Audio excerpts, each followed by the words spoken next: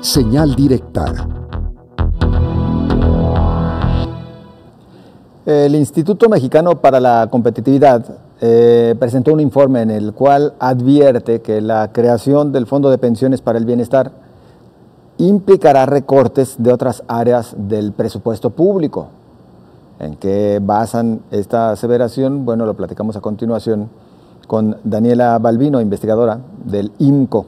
¿Cómo está? Buenas tardes. Hola, ¿qué tal? Buenas tardes, gracias por invitarnos a su espacio. ¿Implicará el Fondo de Pensiones del Bienestar recorte en algunas áreas del presupuesto público? ¿Por qué motivos?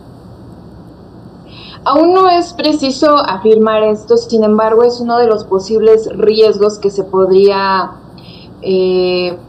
ver a lo largo del tiempo en caso de que este Fondo de Pensiones para el Bienestar que se está planteando no funcione. Y esto es por una razón fundamental de construcción del mismo fondo, que a la fecha que se está discutiendo, de hecho ahora en la Cámara de Senadores, este fondo se plantea en su construcción, es decir, se plantea el andamiaje del fondo, sin embargo, aún desconocemos las reglas de operación específicas que se publicarán por la Secretaría de Hacienda y Crédito Público en los próximos 60 días. Entonces, es un riesgo, dado que no conocemos los términos y condiciones del fondo por el momento. Y de lo que sí conoce, ¿qué nos pudiera decir? Bueno, este es un fondo de pensiones, como ya lo mencioné anteriormente, para el bienestar. Este fondo se deriva de una reforma legal, no es constitucional como la que se planteó el 5 de febrero que envió el Ejecutivo una iniciativa, sino que este fondo, pues para su constitución reformaría diversas disposiciones en materia de seguridad social y tiene como objetivo complementar las pensiones de algunos trabajadores. Esto es importante porque no va a ser para todos los trabajadores, sino para los trabajadores cuyo monto de jubilación sea menor o igual al salario promedio mensual de los empleados afiliados al IMSS en 2023. Menciono porque solo aplicará para algunos, porque será para aquellos que estén empleados en la formalidad y que coticen desde julio del 97 en el IMSS o desde el 2007 en el ISSSTE, que cumplan con las semanas requeridas de cotización y cuya pensión sea menor a este monto de un poco más de 16,000 pesos, como lo mencioné anteriormente.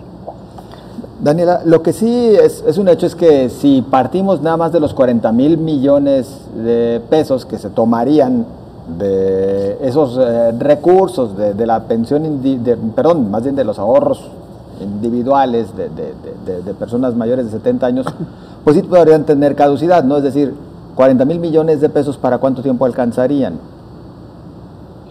Es algo que aún no conocemos, porque justamente dentro de estas especificaciones que no se han dado a conocer, no se sabe cuál será el monto del apoyo que se les dará a los trabajadores.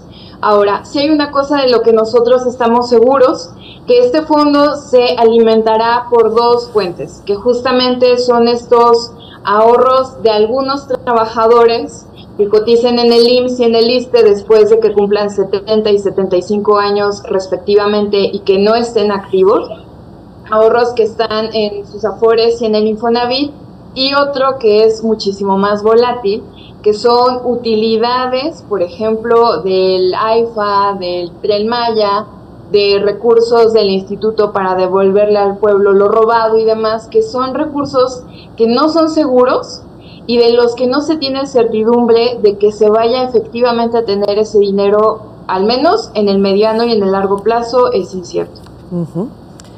Ahora, el dinero es finito, no es infinito. Efectivamente, hay una fecha de caducidad para esta propuesta. La verdad no recuerdo si para una o dos generaciones, pero estaríamos en el entendido que legisladores futuros comprometidos estarían haciendo lo propio para ver qué hacen y esto no se caiga y seguir pues dando mejores pensiones a trabajadores y trabajadores de este país que han dado toda su vida, y me parece que es mejor recibir 16,000 que 2,800 pesos mensuales. ¿Qué le diría a aquellas personas que se preguntan todos los días qué voy a hacer cuando deje de trabajar?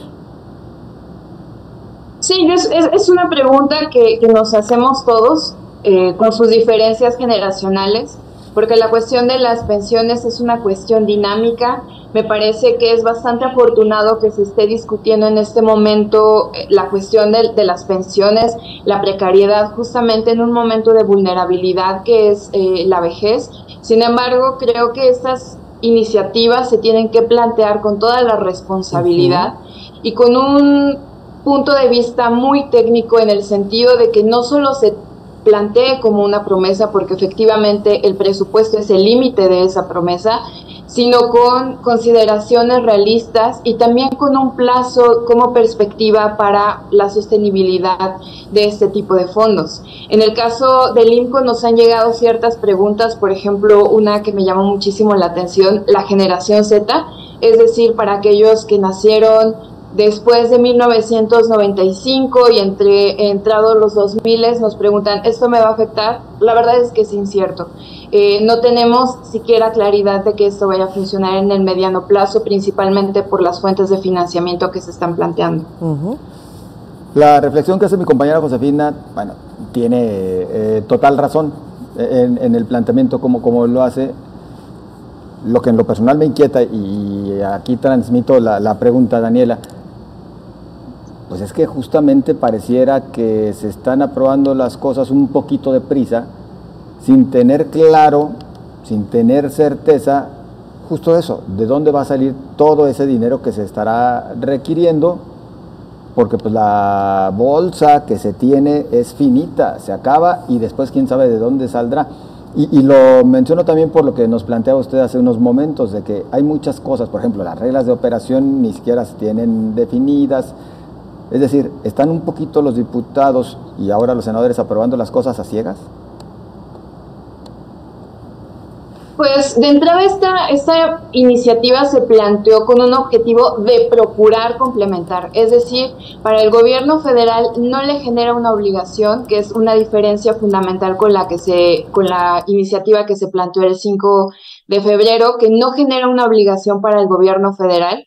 Es decir, este fondo atenderá su objetivo hasta donde alcance, y después, si es que el gobierno federal quiere o entra a complementar este tipo de apoyos, de los cuales justo no se tiene números, ni certeza, ni proporciones, porque no se conocen las reglas de operación específicas, pues tendría que restar recursos a otras áreas como educación, salud, seguridad, como lo planteamos en la nota, porque efectivamente es una bolsa de recursos finita y pues al final, si se quiere seguir cumpliendo con el objetivo, pues se van a requerir más recursos allá de los que se están planteando, que no son recurrentes, es decir, no hay certeza sobre ellos, no son constantes, en algunos casos vienen de fuentes de proyectos de inversión de los que todavía no se tiene un retorno positivo, entonces es bastante incierto y efectivamente, al menos en el cuerpo del dictamen, no se desarrolla un estudio actuarial que nos pueda decir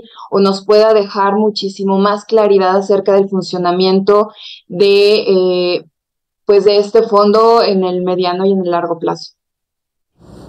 Por último, de mi parte, Daniela Balbino, preguntarle si alguna vez en la historia de INCO le hizo algún reclamo, alguna investigación, alguna observación a la banca acerca de esos 40,000 millones de pesos de Afores, de que no eran reclamados ese dinero.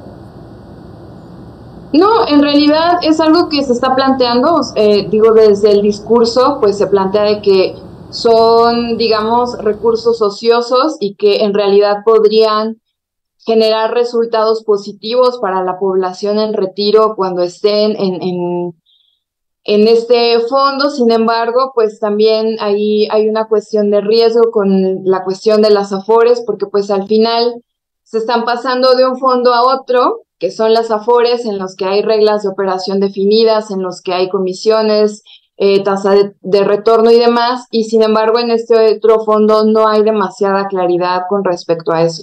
Ahora, esto es algo que nosotros ponemos aquí, y también una cuestión fundamental. No se establecen hasta el momento ningún tipo de disposición en materia de transparencia. Y esto pues sí es algo que es una diferencia importante que se tienen con los recursos que son ahora administrados por las Afores, en el caso de los ahorros para el retiro y de vivienda en el caso de Infonavit. Daniela Balbino, lamentablemente el tiempo se nos ha venido encima, falta ver cómo queda la cosa y lo que siga, porque seguramente se podría ir este asunto hasta la Suprema Corte de Justicia de la Nación. Por lo pronto, agradecidos. Gracias a ustedes y estamos al pendiente de la aprobación de este dictamen. Hasta luego. Muy amable, Daniela Balbino. Hasta luego. Investigadora del Instituto Mexicano para la Competitividad.